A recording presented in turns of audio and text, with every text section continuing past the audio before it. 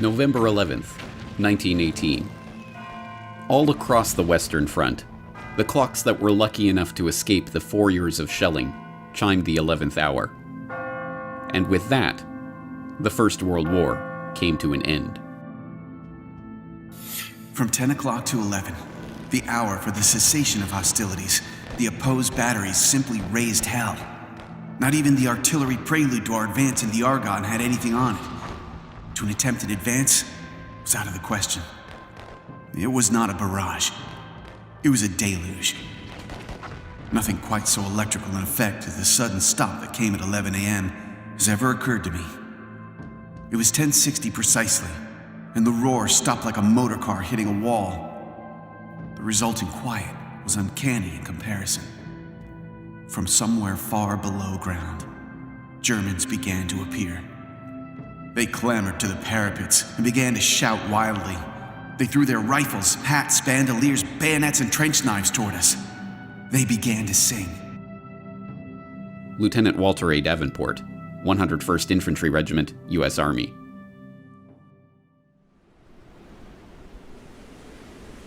And just like that, it was over. 4 years of the bloodiest carnage the world had ever seen came to a stop as sudden and bewildering as its start. And the world vowed, never again. Each year, we lay the wreath. We hear the last post. We mouth the words, never again, like an incantation. But what does it mean? To answer this question, we have to understand what World War I was. World War I was an explosion. A breaking point in history. In the smoldering shell hole of that great cataclysm lay the industrial era optimism of never-ending progress. Old verities about the glory of war lay strewn around the battlefields of that great war, like a fallen soldier left to die in no man's land. And along with it lay all the broken dreams of a world order that had been blown apart. Whether we know it or not, we here in the 21st century are still living in the crater of that explosion, the victims of a First World War that we are only now beginning to understand. What was World War I about? How did it start? Who won? And what did they win? Now, 100 years after those final shots rang out, these questions still puzzle historians and laymen alike. But as we shall see, this confusion is not a happenstance of history, but the wool that has been pulled over our eyes to stop us from seeing what World War I really was. This is the story of World War I that you didn't read in the history books. This is the World War I conspiracy.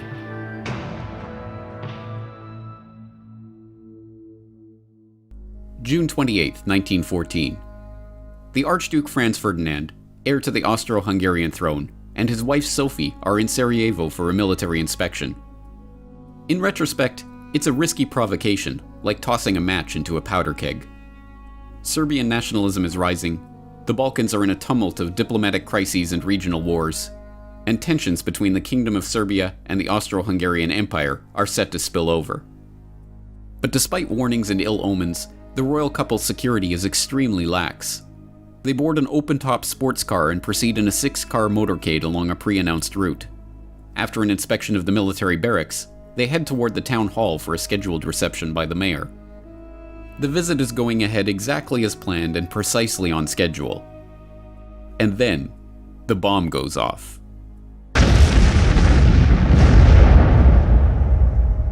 As we now know, the motorcade was a death trap. 6 assassins lined the royal couple's route that morning, armed with bombs and pistols. The first 2 failed to act, but the third, Nedeljko Chabrinovic, panicked and threw his bomb into the folded back of the Archduke's convertible. It bounced off onto the street, exploding under the next car in the convoy. Franz Ferdinand and his wife, unscathed, were rushed onto the town hall, passing the other assassins along the route too quickly for them to act. Having narrowly escaped death, the Archduke called off the rest of his scheduled itinerary to visit the wounded from the bombing at the hospital. By a remarkable twist of fate, the driver took the couple down the wrong route, and, when ordered to reverse, stopped the car directly in front of the delicatessen where would-be assassin Gavrilo Princip had gone after having failed in his mission along the motorcade. There, 1.5 meters in front of Princip, was the Archduke and his wife. He took 2 shots, killing both of them. Yes, even the official history books, the books written and published by the winners, record that the First World War started as the result of a conspiracy. After all, it was, as all freshman history students are taught, the conspiracy to assassinate the Archduke Franz Ferdinand that led to the outbreak of war. That story, the official story of the origins of World War I, is familiar enough by now. In 1914, Europe was an interlocking clockwork of alliances and military mobilization plans that, once set in motion, ticked inevitably toward all-out warfare. The assassination of the Archduke was merely the excuse to set that clockwork in motion, and the resulting July crisis of diplomatic and military escalations led with perfect predictability to continental and, eventually, global war. In this carefully sanitized version of history, World War I starts in Sarajevo on June 28, 1914. But this official history leaves out so much of the real story about the build-up to war that it amounts to a lie. But it does get one thing right. The First World War was the result of a conspiracy. To understand this conspiracy, we must turn not to Sarajevo and the conclave of Serbian nationalists plotting their assassination in the summer of 1914, but to a chilly drawing room in London in the winter of 1891. There, 3 of the most important men of the age, men whose names are but dimly remembered today, are taking the first concrete steps toward forming a secret society that they have been discussing amongst themselves for years. The group that springs from this meeting will go on to leverage the wealth and power of its members to shape the course of history, and, 23 years later, will drive the world into the first truly global war. Their plan reads like outlandish historical fiction. They will form a secret organization dedicated to the extension of British rule throughout the world and the ultimate recovery of the United States of America as an integral part of a British empire. The group is to be structured along the lines of a religious brotherhood. The Jesuit order is repeatedly invoked as a model, divided into 2 circles. An inner circle, called the Society of the Elect, who are to direct the activity of the larger outer circle, dubbed the Association of Helpers, who are not to know of the inner circle's existence. British rule and inner circles and secret societies. If presented with this plan today, many would say it was the work of an imaginative comic book writer. But the 3 men who gathered in London that winter afternoon in 1891 were no mere comic book writers. They were among the wealthiest and most influential men in British society, and they had access to the resources and the contacts to make that dream into a reality. Present at the meeting that day, William T. Stead, famed newspaper editor whose Pall Mall Gazette broke ground as a pioneer of tabloid journalism, and whose Review of Reviews was enormously influential throughout the English-speaking world. Reginald Brett, later known as Lord Esher, an historian and politician who became friend, confidant, and advisor to Queen Victoria, King Edward VII, and King George V, and who was known as one of the primary powers behind the throne of his era. And Cecil Rhodes, the enormously wealthy diamond magnate whose exploits in South Africa and ambition to transform the African continent would earn him the nickname of Colossus by the satirists of the day. But Rhodes's ambition was no laughing matter. If anyone in the world had the power and ability to form such a group at the time, it was Cecil Rhodes. Richard Grove, historical researcher and author, TragedyandHope.com. Cecil Rhodes also was from Britain. He was educated at Oxford, but he only went to Oxford after he went to South Africa. He had an older brother. He follows him to South Africa. The older brother was working in the diamond mines, and by the time Rhodes gets there, he's got a setup, and his brother says, I'm going to go off and dig in the gold mines. They just found gold. And so he leaves Cecil Rhodes, his younger brother, who's like in his 20s, with this whole diamond mining operation. Rhodes then goes to Oxford, comes back down to South Africa, with the help of Lord Rothschild, who had funding efforts behind De Beers and taking advantage of that situation. And from there, they start to use there's no other term than slave labor, which then turns in later to the apartheid policy of South Africa. Well, Rhodes was particularly important because in many ways, at the end of the 19th century, he seriously epitomized where capitalism was, where wealth really lay. Jerry Docherty, World War I scholar and co-author of Hidden History, The Secret Origins of the First World War. Rhodes had the money and he had the contact. He was a great Rothschild man, and his mining wealth was literally uncountable. He wanted to associate himself with Oxford because Oxford gave him the kudos of the university of knowledge, of that kind of power. And in fact, that was centered in a very secretive place called All Souls College. Still, you'll find many references to All Souls College and people behind the curtain and such phrases, power behind thrones. Rhodes was centrally important in actually putting money up in order to begin to gather together like-minded people of great influence. Rhodes was not shy about his ambitions, and his intention to form such a group were known to many. Throughout his short life, Rhodes discussed his intentions openly with many of his associates who, unsurprisingly, happened to be among the most influential figures in British society at that time. More remarkably, this secret society, which was to wield its power behind the throne, was not a secret at all. The New York Times even published an article discussing the founding of the group in the April 9, 1902 edition of the paper, shortly after Rhodes's death. The article, headlined "Mr. Rhodes's Ideal of Anglo-Saxon Greatness," and carrying the remarkable subhead, "He believed a wealthy secret society should work to secure the world's peace and a British-American federation," summarized this sensational plan by noting that Rhodes's idea for the development of the English-speaking race was the foundation of a society copied, as to organization, from the Jesuits. Noting that his vision involved uniting the United States Assembly and our House of Commons to achieve the peace of the world, the article quotes Rhodes as saying, "The only thing feasible to carry out this idea is a secret society gradually absorbing the wealth of the world." This idea is laid down in black and white in a series of wills that Rhodes wrote throughout his life.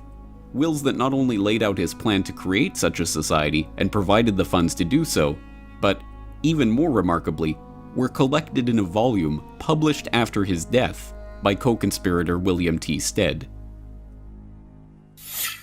Rhodes also left his great deal of money, not having any children, not having married, dying at a young age, left it in a very well-known last will and testament, of which there were several different editions, naming different benefactors, naming different executors. So in 1902, Cecil Rhodes dies. There's a book published. It contains his last will and testament. The guy who wrote the book, William T. Stead, was in charge of a British publication called the Review of the Reviews. He was part of Rhodes's roundtable group. He at one time was an executor for the will. And in that will, it says that he laments the loss of America from the British Empire and that they should formulate a secret society with the specific aim of bringing America back into the empire. Then he names all the countries that they need to include in this list to have world domination, to have an English-speaking union, to have British race as the enforced culture on all countries around the world. The will contains the goal. The goal is amended over a series of years and supported and used to gain support. And then by the time he dies in 1902, there's funding, there's a plan, there's an agenda, there's working groups, and it all launches and then takes hold. And then not too long later, you've got World War I. And then from that, you've got World War II. And then you've got a century of control and slavery that really could have been prevented. When, at the time of Rhodes' death in 1902, this secret society decided to partially reveal itself, it did so under the cloak of peace. It was only because they desired world peace, they insisted, that they had created their group in the first place. and only for the noblest of reasons that they aimed to gradually absorb the wealth of the world. But contrary to this pacific public image, from its very beginnings, the group was interested primarily in war. In fact, one of the very first steps taken by this Rhodes Round Table, as it was known by some, was to maneuver the British Empire into war in South Africa. This Boer War of 1899 to 1902 would serve a dual purpose. It would unite the disparate republics and colonies of South Africa into a single unit under British imperial control, and, not incidentally, it would bring the rich gold deposits of the Transvaal Republic into the orbit of the Rothschilds Rhodes-controlled British South Africa Company. The war was, by the group's own admission, entirely its doing. The point man for the operation was Sir Alfred Milner, a close associate of Rhodes and a member of the secret society's inner circle who was then the governor of the British Cape Colony. Although largely forgotten today, Alfred Milner, later First Viscount Milner, was perhaps the most important single figure in Britain at the dawn of the 20th century. From Rhodes's death in 1902, he became the unofficial head of the Round Table Group and directed its operations, leveraging the vast wealth and influence of the group's exclusive membership to his own ends. With Milner, there was no compunction or moral hand-wringing about the methods used to bring about those ends. In a letter to Lord Roberts, Milner casually confessed to having engineered the Boer War. "I precipitated the crisis, which was inevitable, before it was too late. It is not very agreeable, and in many eyes, not a very creditable piece of business to have been largely instrumental in bringing about a war." When Rhodes's co-conspirator and fellow secret society Inner Circle member William Stead objected to war in South Africa, Rhodes told him, "You will support Milner in any measure that he may take short of war. I make no such limitation. I support Milner absolutely without reserve. If he says peace, I say peace. If he says war, I say war. Whatever happens, I say ditto to Milner." The Boer War, involving unimaginable brutality, including the death of 26,000 women and children in the world's first British concentration camps, ended as Rhodes and his associates intended, with the formerly separate pieces of South Africa being united under British control. Perhaps even more importantly from the perspective of the secret society, it left Alfred Milner as High Commissioner of the new South African Civil Service, a position from which he would cultivate a team of bright, young, largely Oxford-educated men who would go on to serve the group and its ends. And from the end of the Boer War onward, those ends increasingly centered around the task of eliminating what Milner and the Round Table perceived as the single greatest threat to the British Empire: Germany. So in the start, it was influence, people who could influence politics, people who had the money to influence statesmen, and the dream of actually crushing Germany. This was the basic mindset of this group as it gathered together. Germany. In 1871, the formerly separate states of modern-day Germany united into a single empire under the rule of Wilhelm I. The consolidation and industrialization of a united Germany had fundamentally changed the balance of power in Europe. By the dawn of the 20th century, the British Empire found itself dealing not with its traditional French enemies or its long-standing Russian rivals for supremacy over Europe, but the upstart German Empire. Economically, technologically, even militarily, if the trends continued, it would not be long before Germany began to rival and even surpass the British Empire. For Alfred Milner and the group he had formed around him out of the old Rhodes Round Table Society, it was obvious what had to be done. To change France and Russia from enemies into friends as a way of isolating and, eventually, crushing Germany. Peter Hoff, author of The Two Edwards, How King Edward VII and Foreign Secretary Sir Edward Grey Fomented the First World War.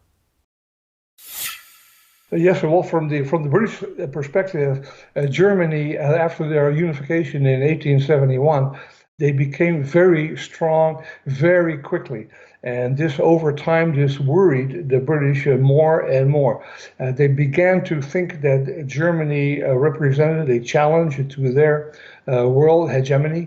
And they came slowly but surely. They came to the decision that Germany must be confronted, just as they had come to the same decision with regard to other countries, Spain, Portugal, and especially France. And now Germany. German finished goods were marginally better than those of Britain. They were building ships that were marginally better than those of Britain. And all of this, British leaders slowly came to the decision that Germany needed to be confronted while it was still possible to do so. It might not be possible to do so if they waited too long. And so this is how the decision crystallized. Germany, I think that Britain might possibly have accepted the German ascendance, but they had something that was close at hand. And that was the Franco-Russian alliance. And they thought if they could hook in with that alliance, then they had the possibility of defeating Germany quickly and without too much trouble. And that is basically what they did. But crafting an alliance with two of Britain's biggest rivals and turning public opinion against one of its dearest continental friends was no mean feat. To do so would require nothing less than for Milner and his group to seize control of the press, the military, and all the diplomatic machinery of the British Empire. And so that's exactly what they did. The first major coup occurred in 1899, while Milner was still in South Africa launching the Boer War. That year, the Milner Group ousted Donald Mackenzie Wallace, the director of the Foreign Department at the Times, and installed their man, Ignatius Valentine Chiral. Chiral, a former employee of the Foreign Office with inside access to officials there, not only helped to ensure that one of the most influential press organs of the empire would spin all international events for the benefit of the secret society, but he helped to prepare his close personal friend, Charles Harding, to take on the crucial post of ambassador to Russia in 1904, and, in 1906, the even more important post of permanent undersecretary at the Foreign Office. With Harding, Milner's group had a foot in the door at the British Foreign Office. But they needed more than just their foot in that door if they were to bring about their war with Germany. In order to finish the coup, they needed to install one of their own as Foreign Secretary. And, with the appointment of Edward Grey as Foreign Secretary in December of 1905, that's precisely what happened. Sir Edward Grey was a valuable and trusted ally of the Milner Group. He shared their anti-German sentiment and, in his important position of Foreign Secretary, showed no compunction at all about using secret agreements and unacknowledged alliances to further set the stage for war with Germany. Well, he became a Foreign Secretary in 1905, I believe. And the Foreign Secretary in France was, of course, Delcasse. And Delcasse was very much anti-German and very passionate about the recovery of Alsace-Lorraine. And so he and the king hit it off very well together. And Edward Grey shared this anti-German feeling with the king. As I explained in my book, how he came to have that attitude about Germany. But in any case, he had the same attitude with the king. They worked very well together. And Edward Grey very freely acknowledged the heavy role that the king played in British foreign policy. And he said that this was not a problem because he and the king were in an agreement on most issues. And so they worked very well together. The pieces were already beginning to fall into place for Milner and his associates. With Edward Grey as Foreign Secretary, Harding as his unusually influential Undersecretary, Rhodes' co-conspirator Lord Esher installed as Deputy Governor of Windsor Castle, where he had the ear of the king, and the king himself, whose unusual hands-on approach to foreign diplomacy and whose wife's own hatred of the Germans dovetailed perfectly with the group's aims. The diplomatic stage was set for the formation of the Triple Entente between France, Russia, and Great Britain. With France to the west and Russia to the east, England's secret diplomacy had forged the two pincers of a German-crushing vice. All that was needed was an event that the group could spin to its advantage to prepare the population for war against their former German allies. Time and again throughout the decade leading up to the Great War, the group's influential agents in the British press tried to turn every international incident into another example of German hostility. When the Russo-Japanese War broke out, rumors swirled in London that it was in fact the Germans that had stirred up the hostilities. The theory went that Germany, in a bid to ignite conflict between Russia and England, who had recently concluded an alliance with the Japanese, had fanned the flames of war between Russia and Japan. The truth, of course, was almost precisely the opposite. Lord Lansdowne had conducted secret negotiations with Japan before signing a formal treaty in January 1902. Having exhausted their reserves building up their military, Japan turned to Cecil Rhodes' co-conspirator Lord Nathan Rothschild to finance the war itself. Denying the Russian Navy access to the Suez Canal and high-quality coal, which they did provide to the Japanese, the British did everything they could to ensure that the Japanese would crush the Russian fleet, effectively removing their main European competitor for the Far East. The Japanese Navy was even constructed in Britain, but these facts did not find their way into the Milner-controlled press. When the Russians accidentally fired on British fishing trawlers in the North Sea in 1904, killing 3 fishermen and wounding several more, the British public was outraged. Rather than whip up the outrage, however, the Times and other mouthpieces of the secret society instead tried to paper over the incident. Meanwhile, the British Foreign Office outrageously tried to blame the incident on the Germans, kicking off a bitter press war between Britain and Germany. The most dangerous provocations of the period centered around Morocco, when France, emboldened by secret military assurances from the British and backed up by the British press, engaged in a series of provocations, repeatedly breaking assurances to Germany that Morocco would remain free and open to German trade. At each step, Milner's acolytes, both in government and in the British press, cheered on the French and demonized any and every response from the Germans, real or imagined.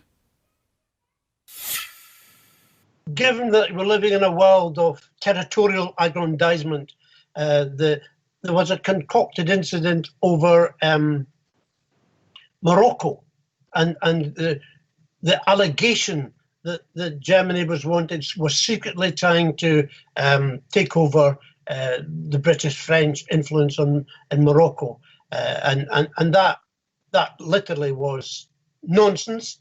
But it was blown up into an incident, and people were told, prepare. You had better prepare yourself for the possibility of war, because we will not be dictated to by that Kaiser person over in Berlin.